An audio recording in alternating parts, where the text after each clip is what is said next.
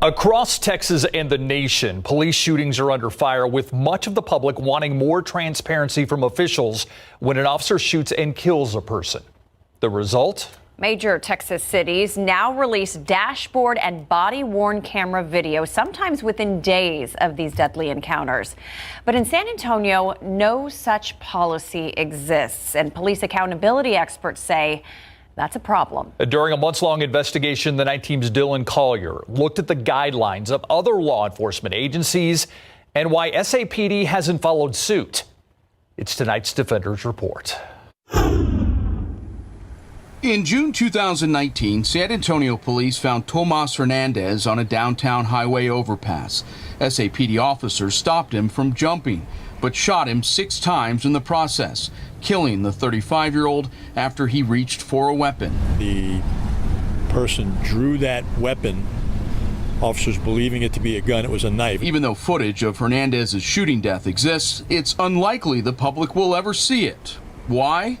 It turns out a state law allows city officials to keep it hidden, since the case did not result in a criminal conviction for any of the officers involved. I believe that the public has an absolute right to see that footage as soon as possible. An attorney by trade, Merrick Bobb has helped some of the country's largest police departments manage the risks of officer misconduct, dating back to the aftermath of the Rodney King beating nearly 30 years ago. Holding back because you don't like what that information shows doesn't help you at all in the long run. San Antonio Police Department has 2,200 officers.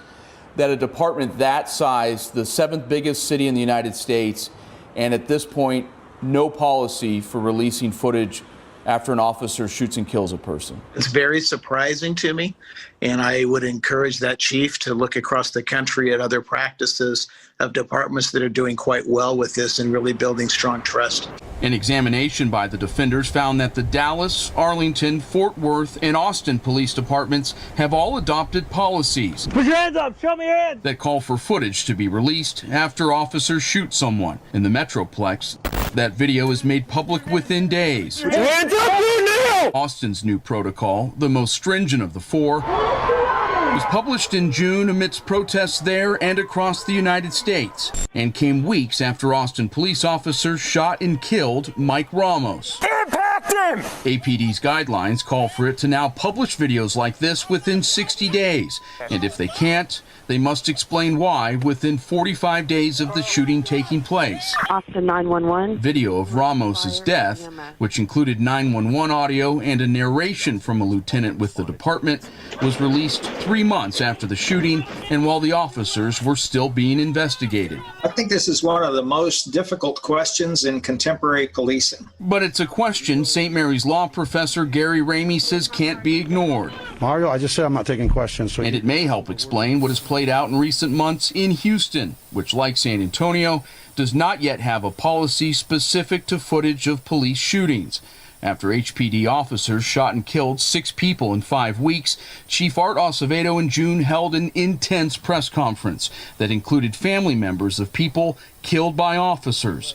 The loved ones explained one by one why they wanted the footage kept out of the public eye. Once these videos are released, they go on these websites for generations of families to see. But months after Acevedo put his arm around the widow of Nicholas Chavez as she pleaded for police video of her husband's death to not come out, the videos you are about to see are graphic. The chief reversed course, and while announcing the firing of 4 officers who responded to the call the night Chavez was killed, he also released footage showing them shooting Chavez more than 20 times. Experts we spoke with say policies for releasing footage of officers shooting suspects will undoubtedly be revised in the years to come. But to not have one in the works, at least at this point, they say, is almost unbelievable. Chief William McManus did not respond to our repeated request for an interview about SAPD's lack of a policy, but it appears his department will have no choice but to take up the issue.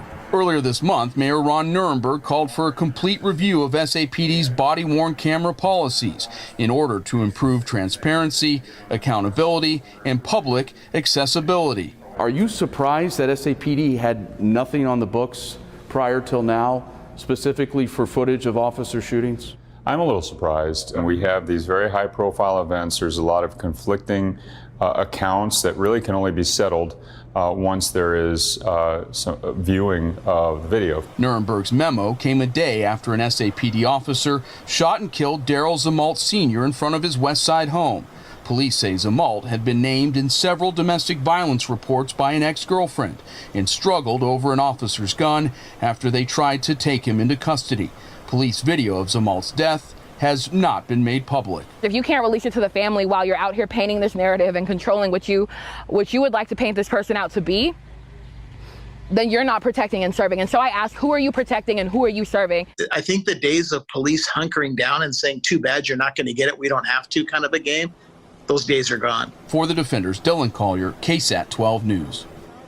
Many of these shooting videos released by other departments include redactions, blurring of sensitive footage, and even high-ranking officers describing to viewers what they're about to see.